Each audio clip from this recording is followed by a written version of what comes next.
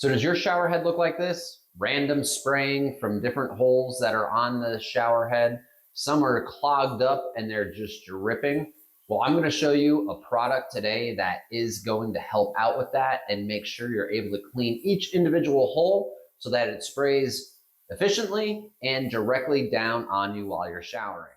This product right here to then clean out every single hole in your shower head so that way it flows efficiently. So today I'm going to open this up, show you how to clean out my shower head, and then show you the end results. So let's begin.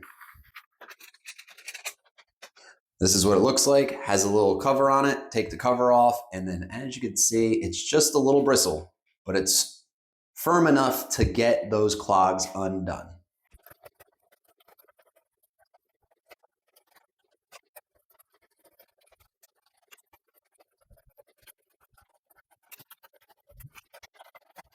And there you have it. It's that simple to take some time, clean out each individual hole. This is the brush that is used. Again, it's hard plastic and it has bristles at the end with a little wire that you're able to shove in there, twist it around, and then break up that hard composite.